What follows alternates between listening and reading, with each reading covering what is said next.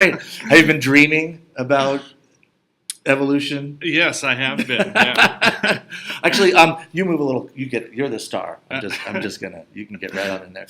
So we're here in the Viz space. Is that right, Cassidy? Mm-hmm. We've also got our host over here is Cassidy, who is hooking us up with this technology. So the Viz space is in the Westridge Research Building, and it is a room that has how many displays that are told? 10, 15? 10 screens.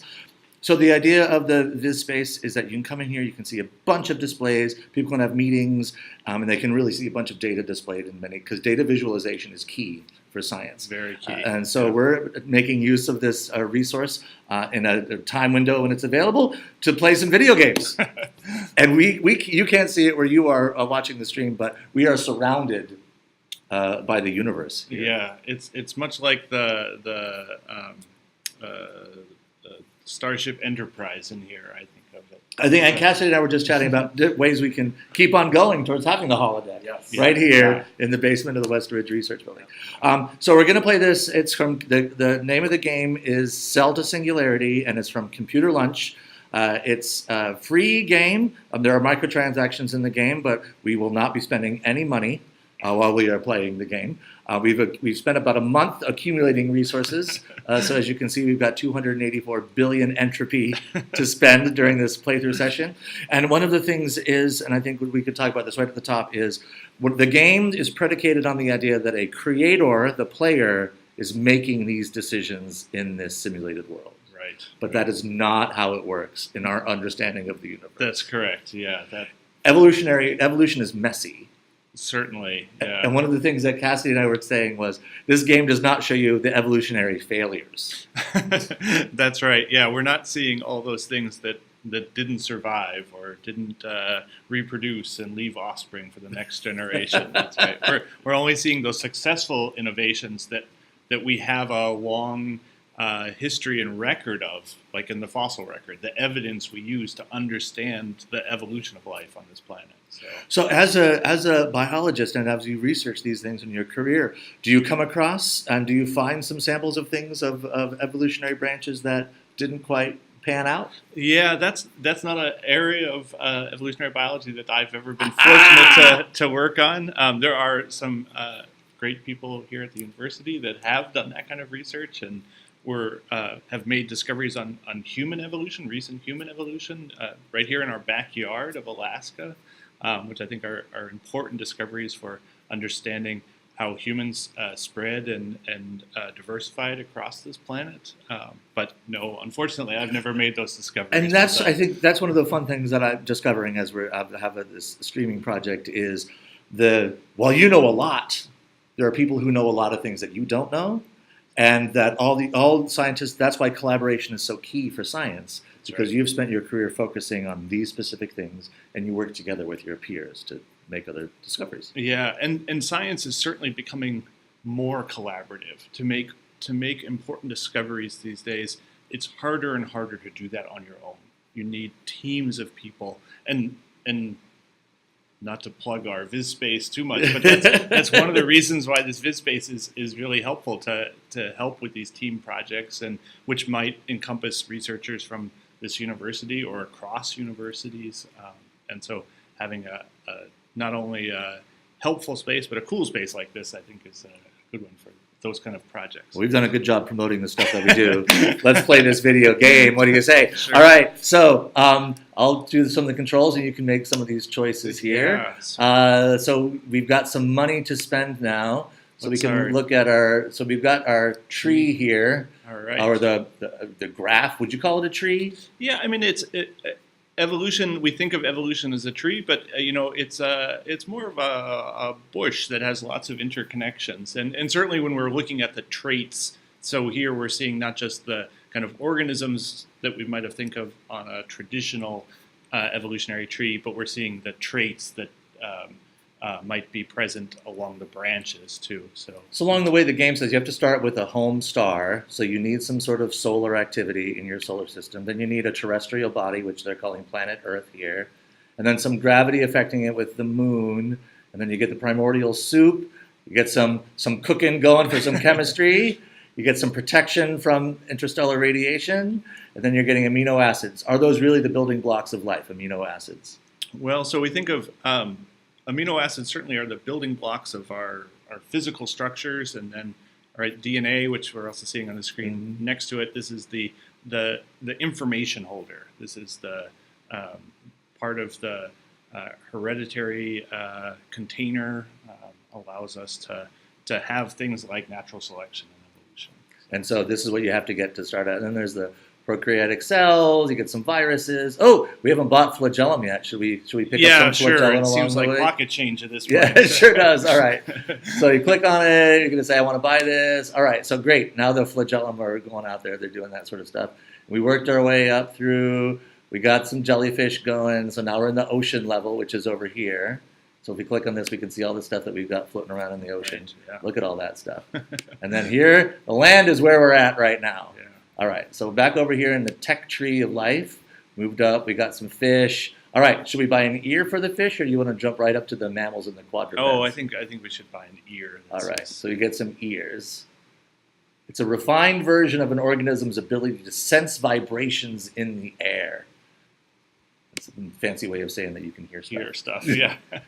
All right. So Yeah. which first? Get some of this quadrupedalism Yeah. or mammals? I think the quadrupedalism is seems like. All right.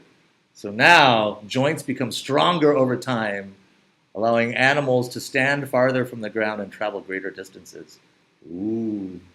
So I think mammals are going to open up quite a bit here. I'm anxious to. Let's see what happens when we evolve a mammal. All right, here we go. Life created. There it is, hopping around. All right, so it generates more resources for us. And the first vertebrates with warm blood are the little bunnies. All right, great. So let's see what that opened up in the tree here. Oh, look at all that stuff. So you want to give them some teeth? 20 billion. All right, we got hundreds of billions. Yeah. All right, so we'll buy some teeth for them. Uh-oh. Warm-blooded. We want some of that. Yeah.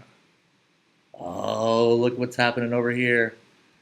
You want primates, or you want to give for little babies to be born? Well, or both. We can go for both. I think. This is going to make new life.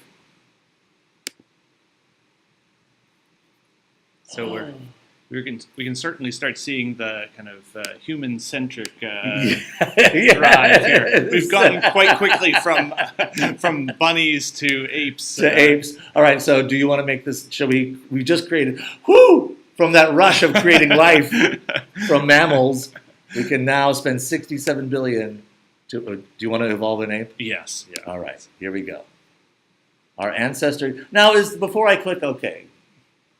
Is that really true? Did our ancestors come out of the trees? I mean, is that, from your understanding? From our understanding, the kind of most recent common ancestor was previously living in trees, right? So we see some descendants of that common ancestor. Descendants out of the tree?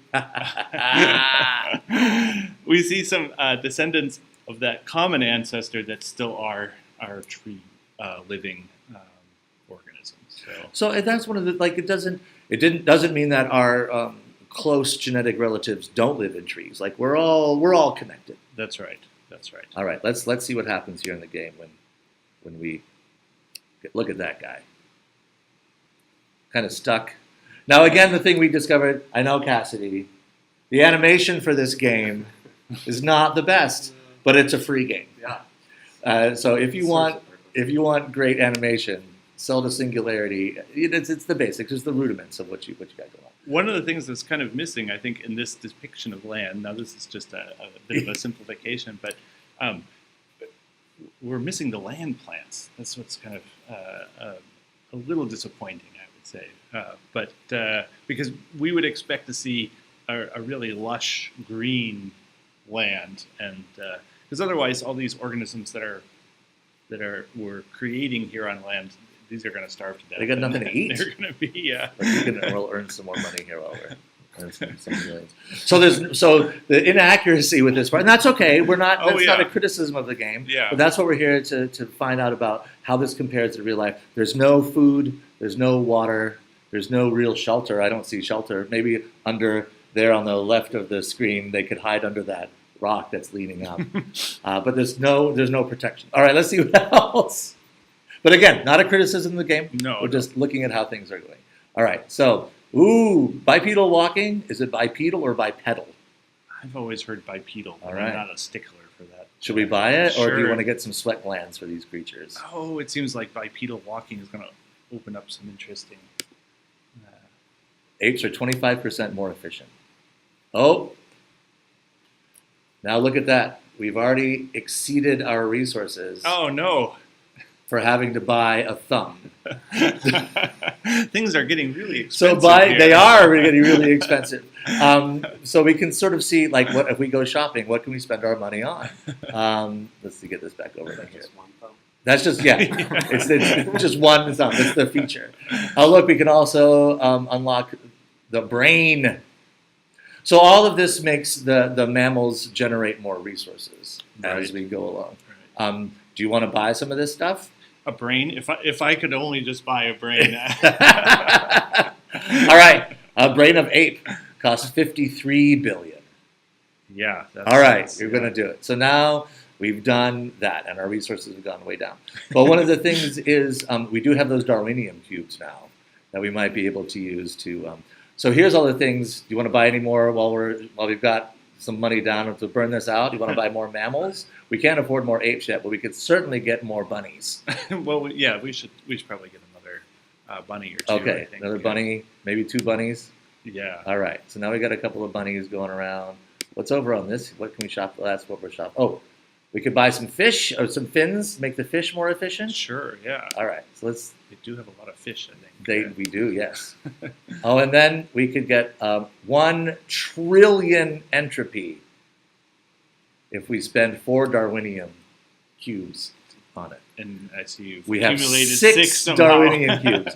So do you want to buy 1 trillion entropy? It certainly would allow us to I explore. think you're absolutely right. All right, so now there you go. Wow. 1 trillion entropy, and that's the secret of the game. Okay, so Patience. yes. All right, so we could go up here. We've got some mammals. We've got the apes going. Oh, look at that. All right, so now we're getting into the names of some of our simian ancestors. Yeah. Australopithecus? How would you pronounce it? Australopithecus. Australopithecus. Yeah. So we have 1 trillion entropy now. We can afford both the opposable thumb and the next generation. Do you want to choose? Yeah. Let's see what the opposable. I'm kind of in favor of traits rather than new Species? Yeah. Okay, so the trait of the opposable thumb. And then you can do some endurance hunting. Wow, that's kind of an interesting new development there. So this brings up, like, what are the traits of evolution that goes along? What makes a successful evolution of a creature? Well, fundamentally, one that allows it to gather resources better than somebody else and produce more offspring better than somebody else. So anything that allows you to do that, that's the definition of success from evolution's point of view. And does that go from, like, the micro level all the way up to, like, the stellar level, stars and galaxies and things like that? Well, I'm going to stick with biological evolution. Good. That is your field. So, yeah, regardless of the kind of life form we're talking about here, if you can gather resources more than other things of your kind, faster and better, and produce more offspring better than other organisms of your kind, then you will be more successful. So if you're doing that, that means, like, okay, you can get the resources faster and more efficiently than your competitors. Yeah. That leaves them out. They don't get those That's right. same resources, Right. and then they don't have anything to If feed they- their babies. And if they don't leave behind offspring, if they don't leave behind babies, then they don't contribute to the next generation, and they are the ones left Maybe behind. that's why it's not in the game, because it sounds just so cruel. Natural selection is cruel. All right. Well, I'm going to quote you on that. Okay. So endurance hunting for the trait, or do you want to see these new simian creatures? Yeah, let's. Oh, we're down to 80. We're accumulating some money right now. Well, obviously, we spent a lot of money on that. Oh, endurance hunting cost 4 trillion entropy, so we can't even afford that. Wow. Yeah. But if we wait just a moment, I think if I can click on it, but that causes a bunch of noise on the microphone try to get up to that 87 billion. We'll see what else we can buy. Do you want to see if you can spend some other stuff? Sure. Ooh, warp into the future. Well, now I don't have 10 Darwinian cubes.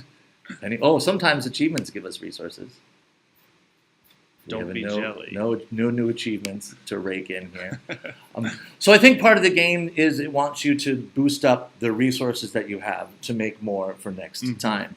Is there stuff that you would like to spend money on here, or do you just want to wait for just another second? Yeah, we're pretty close to unlocking the... We will get... Oh, look, we can do it. All right, let's see what happens. Yeah. Ooh, we can almost unlock ideas. So it must be getting closer to that singularity. It sure is. All right, so let's look over here. We've got these people. What is the singularity? Oh, that's a good question. I thought that was your realm. My understanding of the singularity is, and maybe Cassidy or we have another guest who might be able to tell us what the singularity is, but my understanding of the singularity is when everything becomes just one thing in the universe. Mass, energy, thought. Is that true? You mean like in the future? Yeah, in the future. I think I've heard that before.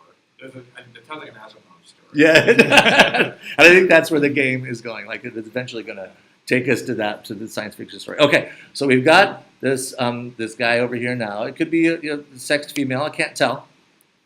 You can't tell. And it goes all the way back down here. And so the next thing is it wants us to get 80 billion for an idea, or 4 trillion for endurance hunting. So I think this is actually an interesting thing. So it wants a lot of resources for endurance hunting, which makes the ape 100% more efficient. So as you were saying, if you could run for a long time, you can stay out in the wilds for a long time, and a bunch of hunting that you can bring back to your community, then you are being successful. That's right. Yeah. So that must be why it's so expensive. Probably from the game's point of view. Yeah. These kind of developments in terms of resource acquisition, these seem fairly important. Brain size, this is another key trait we see in our kind of most recent human ancestors. We see the change in brain size occurring amongst our most recent human ancestors. For us as simian bipeds, that's the sort of thing, the bigger brain. Does that mean that we're more creative? Is it just more room for the brain to work, or what is there more pieces of the bigger brain? Well, so physically it got bigger, but it also caused lots of problems. So a bigger brain comes with lots of energy costs, right? To run that brain, we sometimes we talk about it like it's a muscle, but it actually does take a lot of energy to run a bigger brain. And so then gaining more resources to fuel that brain became important. But it appears to be, I don't want to get too far out from beyond my knowledge. Oh, but it appears... Let's push, Devin, push it. But it appears that, tool development was kind of coincidence with bigger brains, and so we saw that kind of increased thinking capacity is helping those.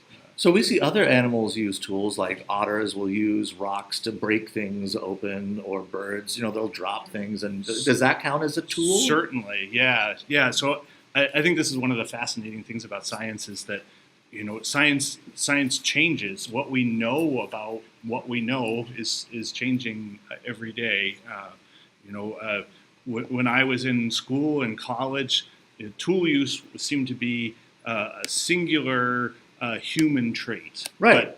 But we know about tool use in crows and ants and chimpanzees, and we've seen the nature videos of those things, and it's becoming more and more clear that tool use is not a solely human trait.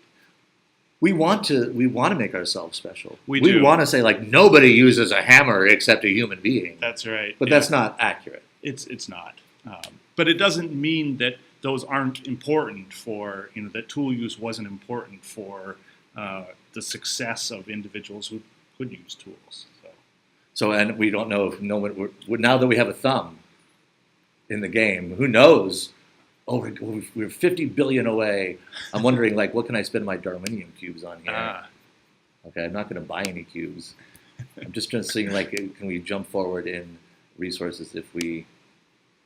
Oh, that's cost. Oh, 10 trillion. If only I had two more cubes, yeah. we could probably get the next thing up there. Or we could spend money on, buffing, to use the game term, some of these other things. Yeah. Like, will this make us more money faster if we buy some of these things? Yeah, it seems like it. You want to spend some? Sure, yeah. You want to buy some more bunnies? More bunnies? More yeah. bunnies. Okay, we'll go from the top. Now we got 7 of them. There's 8 of them. So let's look at that little part of the game. So this is what is it? What happens if I click on here? Oh, look at that. We have a Darwinium cube to spend. Should we spend it to get 35? Sure. Look at you, just willy-nilly spending Darwinium like it's going out of style. Like it's free money. So now we bumped up some billions. So we'll do that. But this is the layers of the game so far. So it starts out in space. And look, the continents are now spreading further and further out as we go, and that's sort of the fun part of the game that I like. And then there's the primordial soup, and we can sort of spin this around. And we talked a little bit last time, and these are roughly accurate illustrations of these creatures. And then here in the water, we've got some jellyfish, the flatworm, and the sponges. And these things all contribute to our money making. And then here we are on the level of the land, our desert community where apes and lizards and bunnies all live in harmony. Would the ape have hunted these people already? Like, are these prey for this hominid right here? Yeah, I don't know. We haven't given the poor simian anyone to breed with either. Maybe that's right. Maybe that's a problem. Yeah, maybe that's why we've only got 68 billion. Only here. 68 billion. So but these are, people eat rabbits and people eat lizards. That's right. Yeah. Are apes vegetarians, or would they? Not to my understanding. They're pretty much omnivores. So they would have probably. This is not an accurate representation of a culture. That's right. Yeah. Okay, we're almost time to buy our first idea, and we can see what goes on from there. Yeah. So we did buy a bunch of stuff in here. All right. So what does a sweat gland do? Oh man, you're asking. You're a biologist. So I believe this is helping with thermoregulation. So when we know we get sweaty when we get hot, and so being able to adjust our own internal temperature based on physical demands and things like that. So you could imagine in the course of this game, endurance running there, right? Is that what? Yeah, endurance hunting. Right. Sweat glands might be important for that kind of activity there. So we're ready for our first. Before I click on the first idea, I wanted to ask you. You're a teacher. You teach here at the university. Mm-hmm. You're in the College of Natural Science and Mathematics. That's right. Yep. And so you teach. Do you teach like 100 level biology classes as well as advanced classes? I don't. I currently teach 2 400 level courses: Principles of Evolution and the Human Microbiome. And so those are the courses that you teach this semester, and you're teaching that next semester as well. I teach. So I teach Human Microbiome in the fall. So if you're thinking about registering, it's you could sign up for my class next week. Courses are searchable now. Go ahead and register. And Principles of Evolution I teach in the springtime. So with these, you get some students that they've already advanced in their biological career. They sort of know this is what they want to do because they're taking 400 level classes. What do you do when a student asks you a question that you don't know the answer to? Oh, I get those kind of questions all the time. And one of the nice things about a course is that we can find the answer together.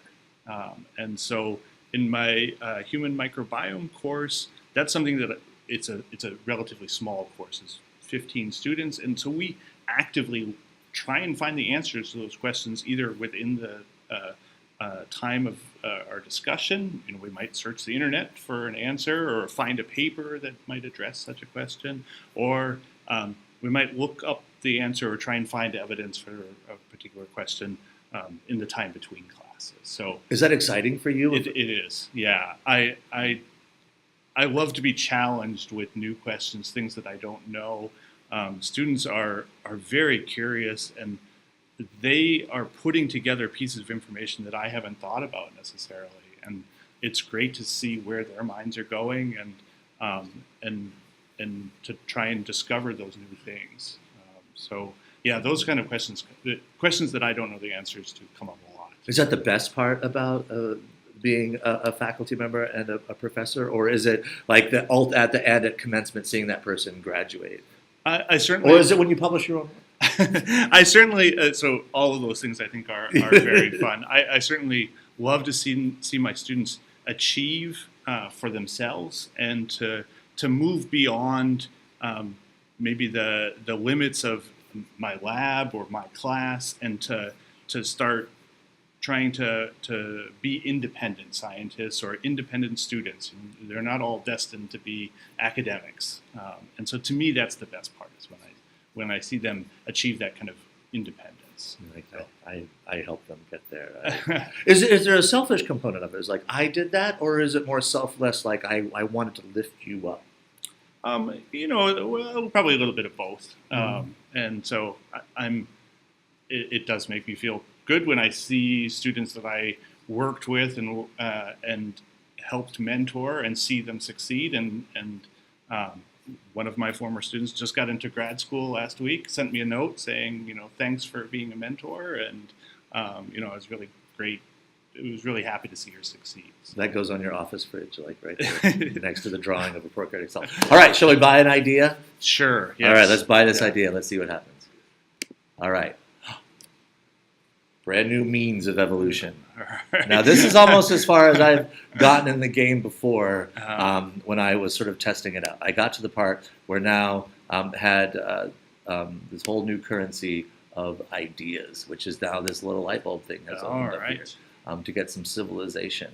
But what happens after we got our first idea? See, and there's, tap to think ideas. If only it was that simple. Yeah. But this starts getting you these light bulb currencies.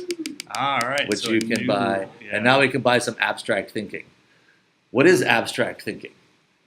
Wow. You're I don't know. Let's find out what the game says it is. Yeah.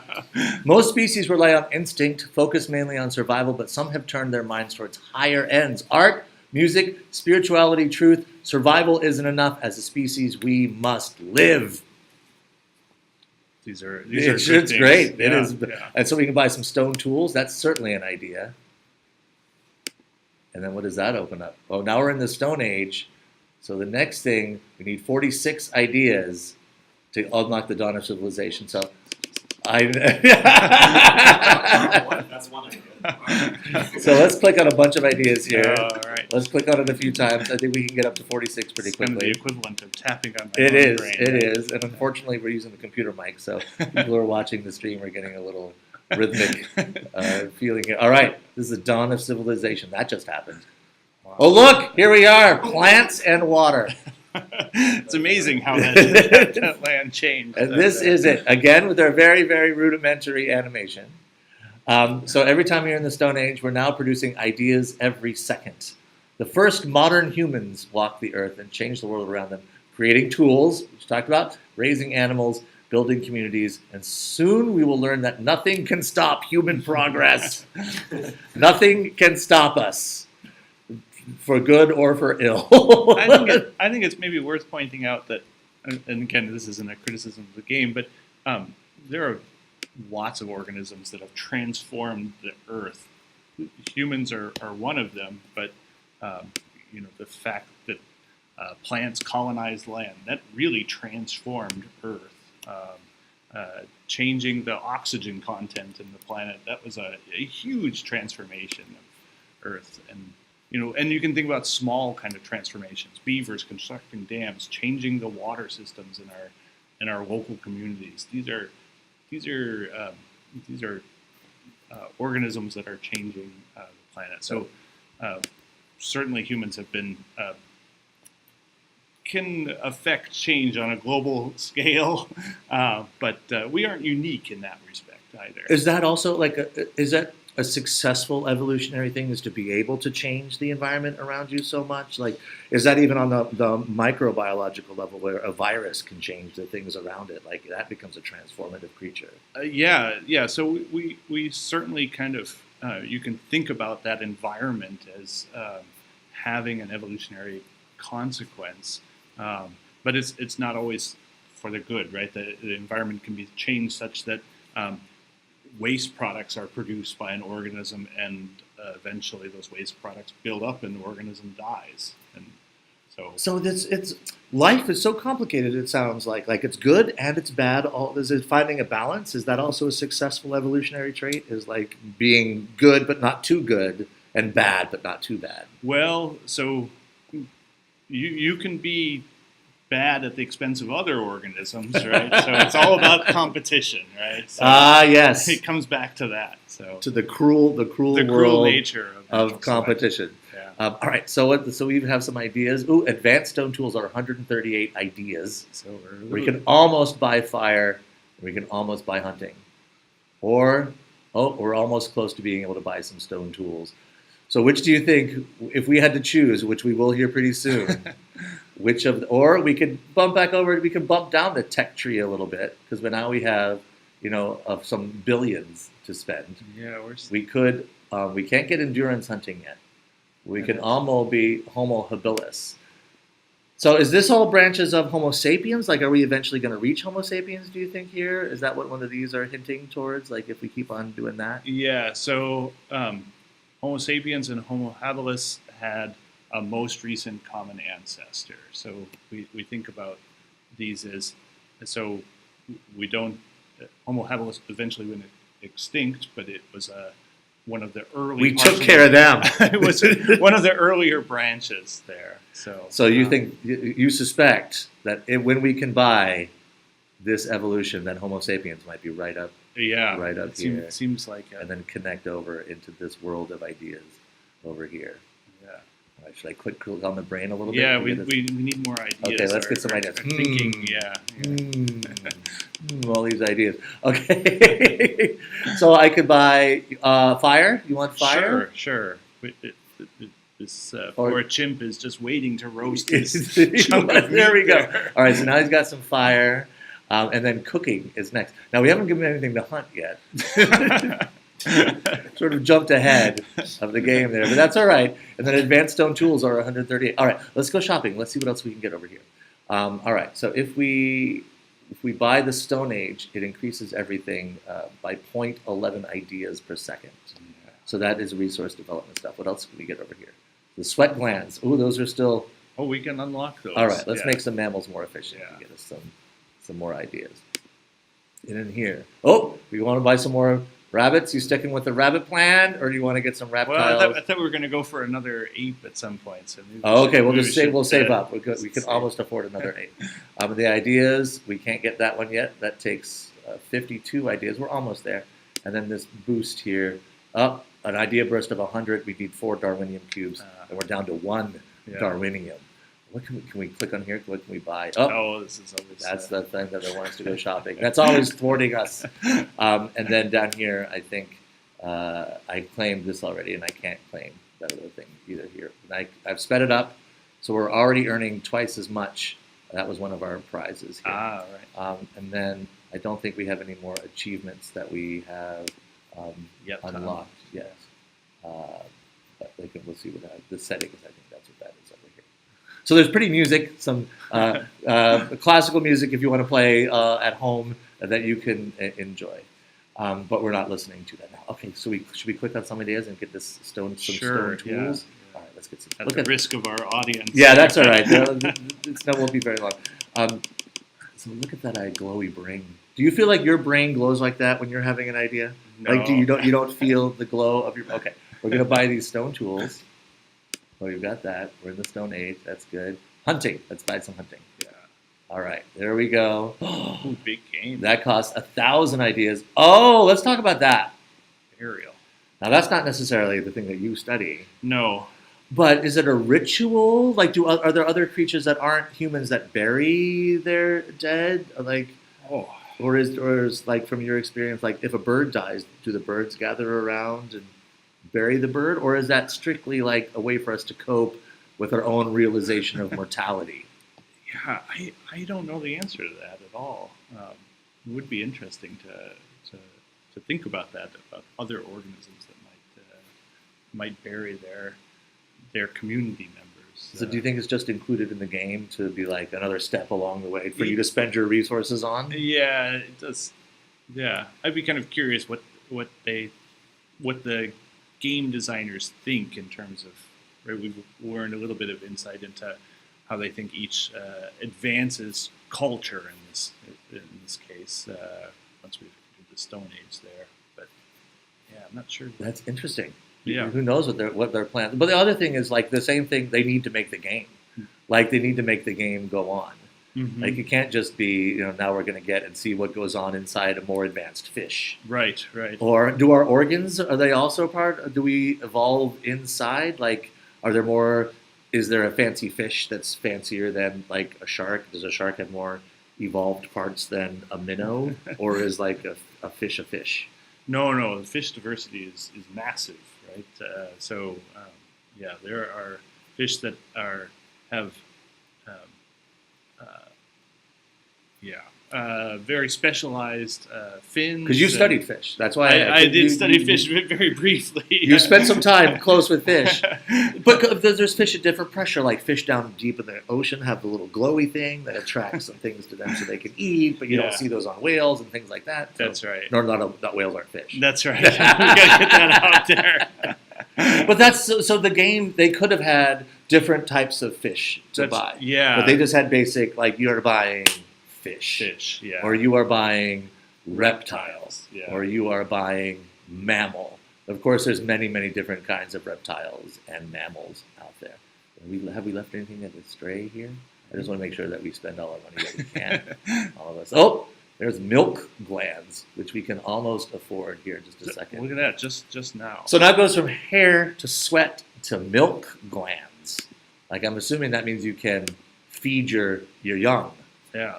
Oh, so it says it evolved from the sweat gland. See, I'm learning right here. There we go. So you feed your offspring, and you keep them healthy, and that they will live to do some bipedal walking. Oh, we're so close. Oh, that's 268 billion. Well, we're getting there. It's getting there pretty fast. Yeah.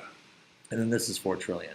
I don't know if we'll get there on this time around. That's that. Why would that? I keep coming back to this because it's so interesting for the game. To make this so expensive, it must be crucial for a success for a species. Yeah, it's a little interesting because I don't see any lines coming off of it. You might expect a trait so expensive that that's something. It would unlock the universe of traits. But that's maxing out that tree. Like what the tree is connected to walking, then you get a thumb, and then you can do endurance hunting. Yeah. Interesting. All right, let's see what's happening over here in our Stone Age. Let's see how that guy's doing. Let's check over here for the level of that. Oh, look at that. There's no animated fire. Even though we bought him fire. We bought some fire, yeah. So we have to sort of imagine that. Also, he's alone, or she's alone. That's right. Probably a she. Probably. Because then they can have a little baby. All right, let's go back to the tech tree of life. As we accumulate some ideas, we can almost do cooking. And then advanced stone tools. I wish they would give me an option to spend that Darwinium cube. It's just sitting up there, burning a hole in my pocket. Well, let's get some ideas. So we can go up here and we can buy some cooking. So what happens if we unlock the cooking? What's the next step there? Speech. Wow. And then this looks like a big glowy thing. Lots of things lead up to there. Yeah. Then we'll have a kiln, which means we can make some pottery and stuff. Must be, yeah. And then from there, all that abstract thinking is really coming in handy. And then what's over here? So that's part of as you're teaching, you've got your curriculum, you've got your syllabus, so you know stuff that's coming ahead for your students. Mhm. You know, you're about to teach them. It's like these glowy targets that are coming for them in their class work. And when I teach evolution, this is something that comes up time and time again. You know, they'll ask me questions, and they'll ask me questions that we're going to cover in, you know, like 2 weeks, and which is great because I see them. That means they're making those connections, right? The syllabus is supposed to build on itself, and so they'll say, "Oh, well, what about, you know, this particular subject, or what happens when this happens?" Like, okay, you just have to stay tuned. 2 more weeks, we're going to come back to that. I usually give them a quick preview because it seems, you know, kind of mean to not give them an answer to their own question, and I usually give them some direction. Oh, chapter 8, we'll address that, and sometimes some students they'll jump right ahead to chapter 8 and start diving into that material. That's great to see. That really makes me feel good as an instructor. As a student, would you recommend, like, if you're feeling the connections are being made, should you ask your instructor about it, or should you just be like, I know it's coming, I know it's coming? No, you should definitely ask about those things, because those, you know, getting some feedback on those ideas you're having is crucial to your own cognition of that material. So, do you ever have a student that's like, yeah, I've already read the whole book, like it's the beginning of the semester, and they're like, I'm done. I know, it's like I've got it all. No, over prepared, I guess. No, I've never had that quite yet. So not yet. Maybe you could be that student for Dr. Drown. All right, we got 25 ideas. We have 100. How much is the? This is like $1 trillion. Oh, it's 4 trillion. But we can almost get this thing. We're pretty close. Yeah. So we just hang out here. So Homo sapiens? Everybody knows. What does sapiens mean? Oh gosh. Great. What about Homo habilis? What is the habilis part? Like it's all from Latin, right? Right. Have you got to name a creature? I have a creature named after me. Ooh. So I haven't, and so there's some interesting rules with that. Like you can't name something after yourself. So if I discover some new species, I can't call it Drown. But I happen to work in a lab that was describing lots of parasites. I like where this story is going. And so on a little dove that lives in the Caribbean, there lives a nasty little louse parasite that's named after me. So is it a joke? Like, because you're not a parasite, so it's like sort of a juxtaposition with your own personality? Well, we were the lab. These taxonomists were only naming lice, and so I didn't have the pick of, you know, you could be a pretty flower or a. It's like, this is what you get. This is what we're studying. That's Do you have right. a picture of your louse on your wall? I do. You did. And I show it every time we talk about. When you go to conferences, do you have it and you can sign it, like autograph it? No. All right, so the square has lit up. All right. Let's see what happens when we evolve that. Ooh, extra power. And then it also opened up this, whatever this is going to be. Yeah. And then it opened up that, and we're getting here closer to that goal. So we are raking in the entropy now. Like, it is coming in fast and furious. Yeah. And the ideas are a little bit slower, but that's all right because the game is advancing. Right. So it's advanced stone tools that sort of looks like, let's look over here. Let's go to the shopping area. So this is sort of the basic level of shopping. Extra power we can't afford yet. We can't afford any of these things yet. And that's all right. Over here, we can't afford a mate for our ape yet, but that's pretty soon. Yeah, it seems like. We'll buy that one next. And then here in the idea shop, we can almost get the boost up another Stone Age person. So we'll do that. We'll wait. We're so close. We'll wait for those ideas to accumulate. This is the boosts, which we don't have any of the Darwinian, and the achievements. Oh, we got a new achievement. This might get us some resources. All right. Let's see what we got here. Oh, The hammer. 98 billion and 17 ideas. So we talked about the hammer. We talked about the tools. And here now the game is giving us some tools. Thank you, game. So it seems like, from your feeling so far, do the game designers, like, do they get it? Do they get how evolution is working? Or is it more like they had a textbook and they're just like going along the steps of the textbook? Yeah, so I think they're getting a great picture of major milestones in the diversity of life on this planet, I would say. So that, they have a pretty clear picture of traits that have evolved over the last billions of years, organisms that have evolved, our understanding of when those ancestors might have first been present. So the tech tree here or the evolution tree seems to represent that fairly accurately. So I think it does do a good job of that. And it's kind of one of the things that biologists, having that kind of knowledge as a biologist is important. Having a context of where evolution is working, knowing not just that there are different kinds of organisms on the planet, but how they're related to one another. I think that's an important kind of grounding, just like other fields. This is good fundamental information. Has your field evolved to sort of appreciate how things work together versus like man is at the top and everything is below us? Yeah, certainly there's a emphasis on not teaching the kind of hierarchical view of more complex derives from less complex. So we often think about teaching tree thinking. And so thinking about how organisms are related across the tree of life. And when we think about different traits or we think about different organisms, having that tree in our mind helps us organize that information. Because like other mammals, we have hair, we have young that are grown just inside us, That's and then right. we give birth to. So there's lots of similarities with mammals. That's but right. we don't like lay eggs and then sit on them and hatch them like birds do. That's right. And having that understanding allows us to have great innovations in things like biomedicine, right? We are able to make great medical discoveries by using model organisms like mice or rats to kind of figure out some of those early developments because we share a common ancestor with mice and rats.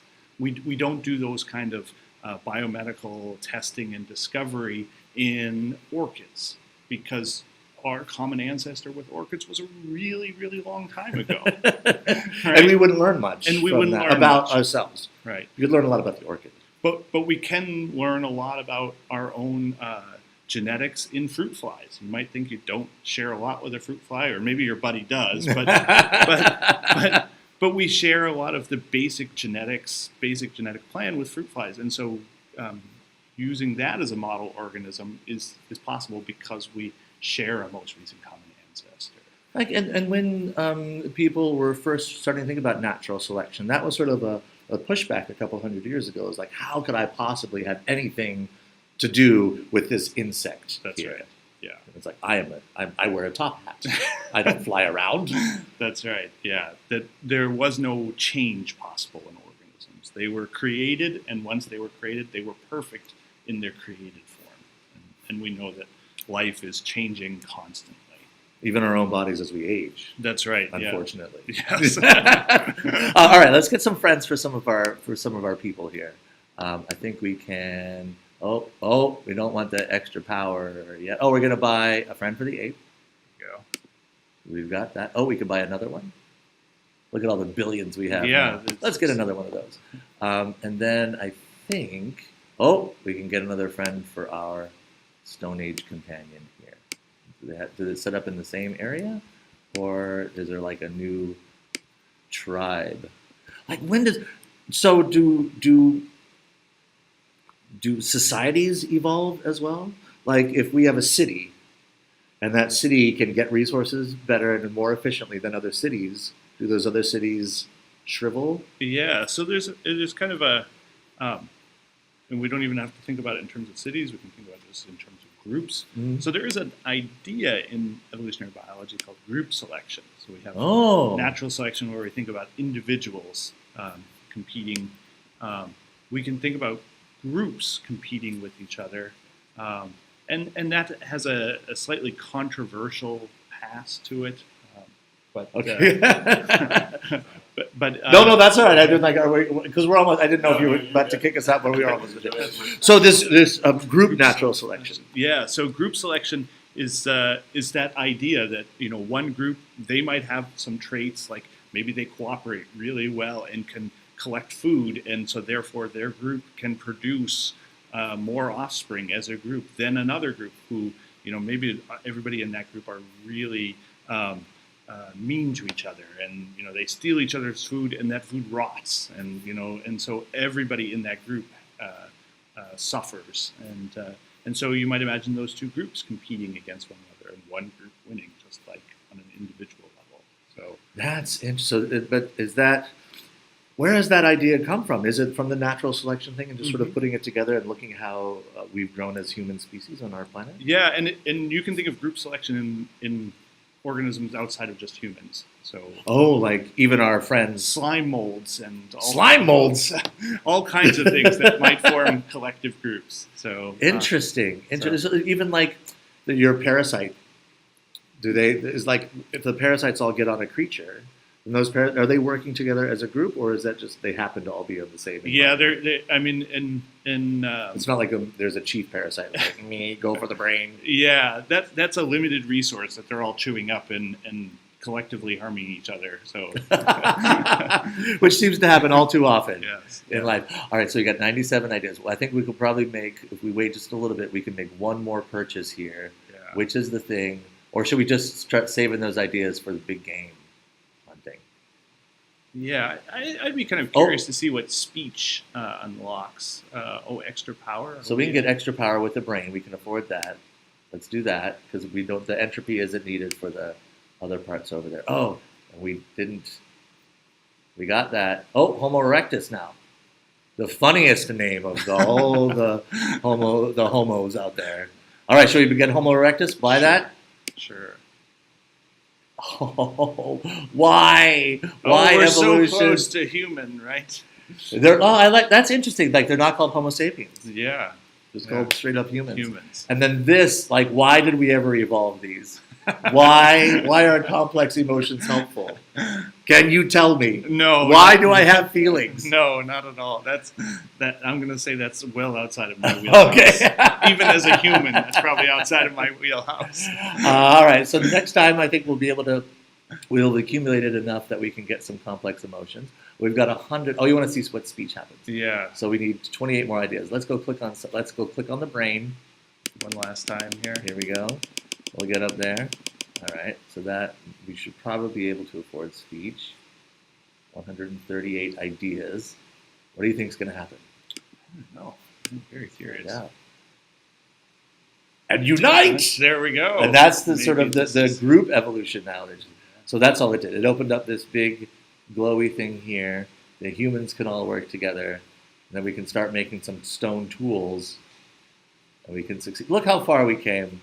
When we started today, we were down here with the mammals. With just the bunny, right? With just with one bunny. And now look at how many bunnies we have hopping around here. And then we got some apes going along here. And then we also have this guy here who still is pretty lonely. But we did buy another one. Yeah, and still without fire for some reason. That's right. Just the animation. Because the animation is going to go. But we're collecting resources really quickly now. And then let's see if there's anything we can buy before we... No, we can't get that. It takes 60 ideas to get more Stone Age people. And then we'll keep on... I don't think we have any more achievements that we've gotten. The tools. So the tech tree is going good. We've got our planet. Let's see how our Earth is doing. Continents are separating nicely. Yeah. That's going on good. Primordial soup, still cooking along. Here we are in the ocean. You want to bump up some of this with our last money here as we're we're shopping? Let's see what we can go here. So we just start at the top. Add another fish there. Let's see how much we buy. We can max it out. So you want some fish at that level? Yeah. All right. So we'll buy a max amount of fish. Whoa, that was a lot of fish. It was a lot of fish. Do you want to buy some more bunnies? Sure. Yeah. All right. There we go. Some more bunnies hopping around. Should we go back way down to this level, like just accumulate stuff? One of the things I've noticed about these resource games is once you start getting these things, it just goes fast to get these lower levels of resources. So maybe we're at an okay thing here. Oh, look at how quick that's going now. And the reptiles. Can we get anything with our ideas? No. Oh, there's a new achievement, it looks like. Oh, look at that. Wow. Flatworms can extend their mouths into prey. Yike, that's scary. 25 flatworms created, 25 fish created, and 50 more fish. So that's bumping up our lower levels of stuff. That's interesting. Whale of a tail. Yeah. Fish. Whales aren't fish. Oh, they say. Oh, look, they even say it in here. Whales and dolphins, sharks, however, are fish. There's a nice little lesson. So these are, and I think that's one of the things that shows that the game wants to make sure that it has some accuracy. Yes, yeah. It wants to let us know. I'm impressed by that part, certainly. That there's little lessons in there. We still don't have the trillions needed for that. We don't have the trillion needed for complex emotions, and we certainly don't. Oh, we're so close. That's going to take too long. I don't want to wait. I want to save the human evolution for next time. Yeah. Okay. Thank you so much. I know we've been spending it. Thank you for joining us on the stream. Thank you. Thank you. So should we book again for about a month? Sure. Yeah. We should have a few trillion to spend. I think, and some good ideas. And the other thing that I've been doing is I've been going along, you can see throughout the day, and collecting these for the daily mutations. All right. So I'll keep on doing that as we go on and or get some resources. As we get closer and closer to the singularity, we now are here on this sort of level, and who knows what's going to happen next. We'll find out. All right, thank you very much, Devin. Thanks. Thank you. Thanks for watching us out there, and we'll see you for session 3 of Cell to Singularity. Let's give my mouse over here, down in here, and we will stop.